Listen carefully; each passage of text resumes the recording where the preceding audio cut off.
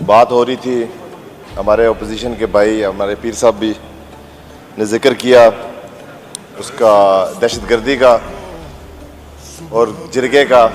इसमें कोई शक नहीं है स्पीकर साहब आपकी और वज़ीर आला साहब और जुनैद अकबर साहब और तमाम पार्टियों की मुश्तरका कोशिशों से ये ग्रैंड जिरगा मुनक्किद हुआ था, जिसमें कुछ चीज़ों पे इत्तफाक किया गया था।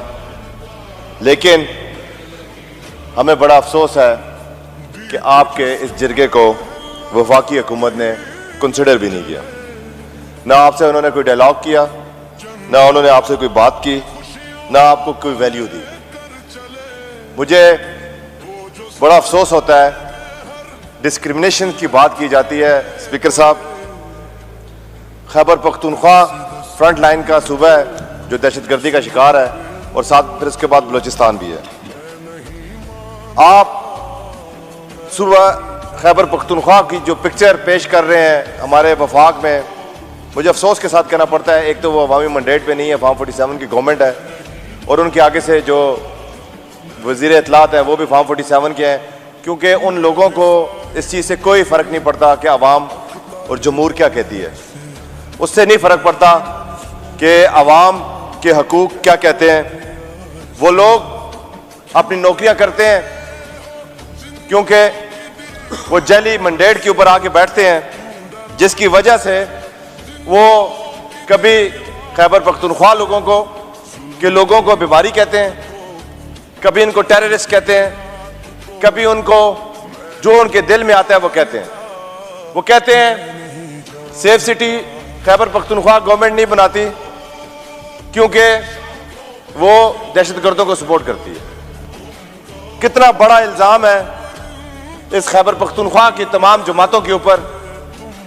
जो लोग कुर्बानियां देते हैं, जो लोग दहशतगर्दी का शिकार होते हैं, उन्हीं को दहशतगर्द कह देते हैं। आप लोग जाके कतर में मुज़ाकरात करें तो वो जायज़ है, हम क्या मुज़ाकरात की बात करें तो हम दहशतगर्द हैं।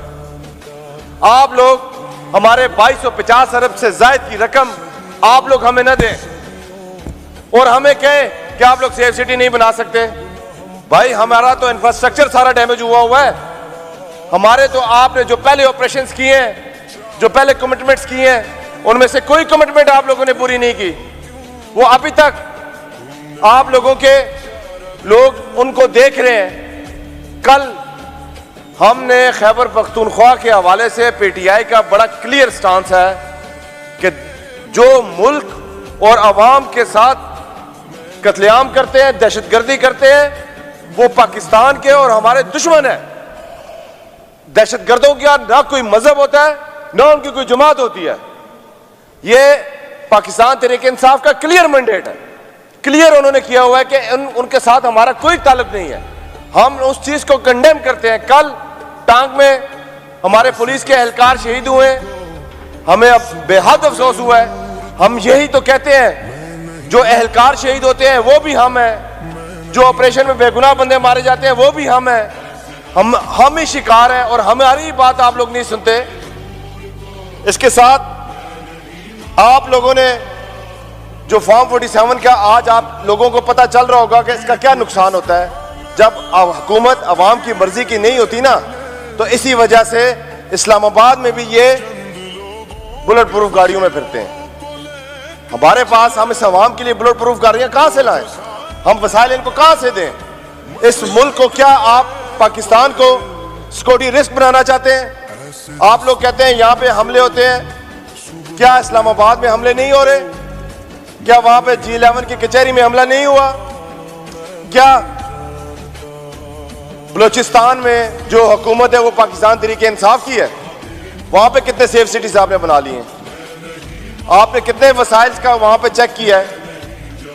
जनाब स्पीकर, इसी तरह की बहुत सारी बातें हैं। मैं इसके साथ ही इन लोगों को सबसे बड़ा दुख ये है कि मैं सबसे पहले तो वज़ीर आला साहब को और सबको पाकिस्तान तहरीक इंसाफ वालों को सारों को मुबारकबाद देता हूँ, जिस तरह इन्होंने कराची में अपना स्ट्रीट मूवमेंट चला रहे हैं, जिस तरह अवाम जोक दर जोक इनके साथ चल रहे हैं, लाहौर पंजाब में जिस तरह चल रहे हैं, इनको खौफ पैदा हो चुका है। इनको और जब कोई बात समझ नहीं आती ये फिर डराने पे लग जाते हैं, ये फिर लोगों को दहशतगर्द कहने लग जाते हैं, फिर ये हुकूमतें ख़त्म करने के चक्कर में लग जाते हैं।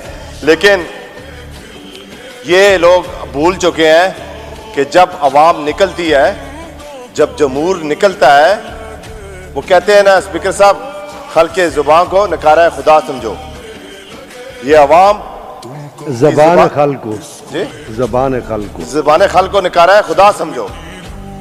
ये अवाम की मैंडेट को समझें, ये समझें कि ये अवाम अब और इन चालाकियों में नहीं आएगी, अब और किसी धोखे में नहीं आएगी। इसी वजह से ये अवाम ने कराची का, जिस तरह आप लोगों ने देखा कि सिलसिला वहाँ पे अवाम निकली है, और इंशाल्लाह इसी तरह अल्लाह के फजल करम से वो दिन दूर नहीं है जब पाकिस्तान में हकीकी आज़ादी होगी और हकूक़ का, अवाम के हकूक़ का तहफ़्फ़ुज़ किया जाएगा।